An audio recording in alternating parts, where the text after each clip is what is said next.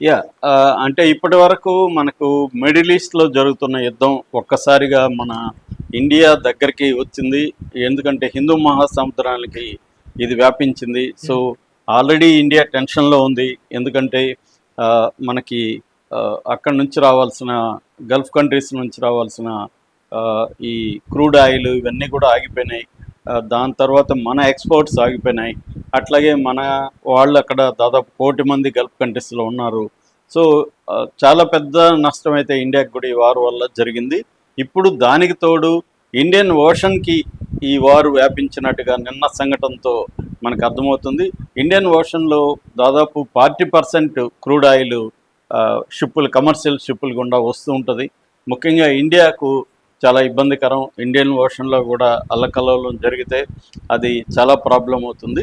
రెండవది, మనం ఆతిథ్యం ఇచ్చిన ఒక షిప్ని అమెరికా పేల్చేయడం ఎట్లా కరెక్టు? దానికి ఇండియా ఇప్పటివరకు అయితే స్పందించలేదు. అధికారులు ఎవరు కూడా దాని మీద ఓపెన్గా అయితే ఎటువంటి స్టేట్మెంట్ కూడా ఇవ్వలేదు. దాని మీద కూడా మోడీ మీద కూడా తీవ్ర విమర్శలు వస్తున్నాయి. 86 ఏళ్ల వృద్ధుడైన ఖమేని ధైర్యంగా నిలబడి ఆయన ప్రాణాలు కోల్పోవడానికి కూడా ఉంటే, ఇక్కడ మోడీ ఎంత పెద్ద దేశం ఉంది, మనకి న్యూక్లియర్ వెపన్స్ ఉన్నాయి, మనం ఏ రకంగా కూడా భయపడాల్సిన అవసరం లేదు, అయినా కూడా ఎంత జరుగుతూ ఉన్నా సైలెంట్గా ఉన్నాడు అన్న విమర్శలు కూడా మోడీ మీద వస్తున్నాయి. సో ఈ నేపథ్యంలో అసలు నిన్న ఏం జరిగింది, దీన్ని ఇప్పుడు మన ఇండియన్ ప్రభుత్వం డీల్ చేస్తున్నది కరెక్టేనా, ఇంకా ఎలా డీల్ చేస్తుంటే బాగుండేది, ఈ విషయాల గురించి మనం మాట్లాడుకుందాం. సో నిన్న ఏంటంటే మనకి విశాఖపట్నంలో ఎవ్రీ ఇయర్ జరుగుతుంది ఇది మెలాన్ 2026 అని. ఒక ఫిబ్రవరి 18 నుంచి 25 వరకు ఇంటర్నేషనల్ ఫ్లీట్ రివ్యూ అంటారు. ఇది ఇంటర్నేషనల్గా అనేక దేశాల నుంచి మల్టీలేటరల్ ఎక్సైజ్ జరిగింది. దీనికి మనం ఆహ్వానించాం ఇరాన్ నుంచి కూడా.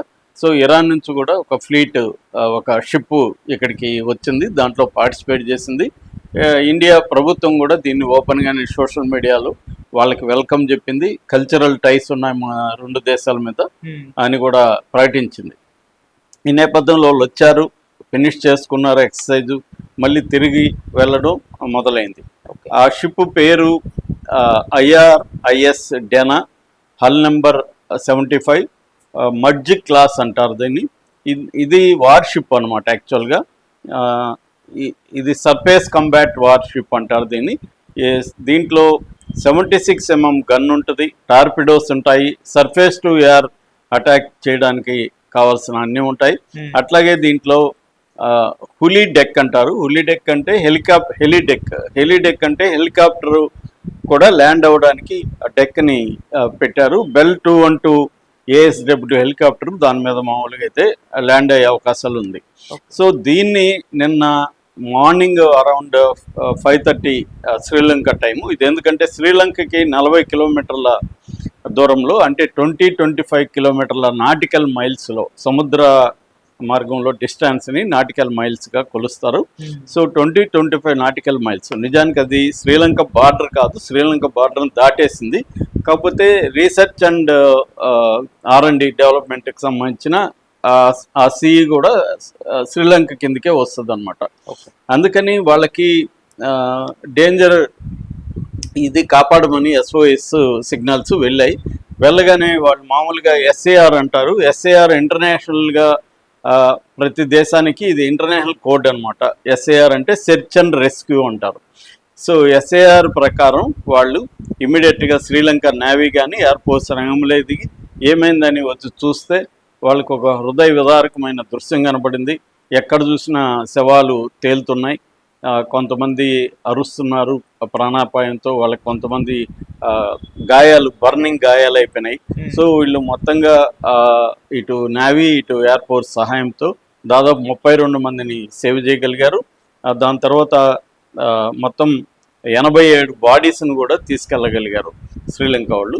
సో ఈ సేవ్ అయిన వాళ్ళతో మాట్లాడితే ఇది ఇరాన్ షిప్ అని తేలిచింది.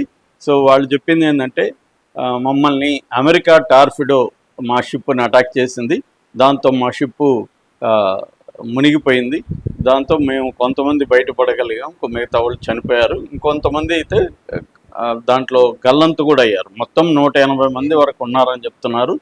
ఇప్పటి వరకు 32 మంది ప్రాణాలతో ఉన్నారు. 87 మంది బాడీస్ దొరికాయి. ఇంకా 148 మంది వరకు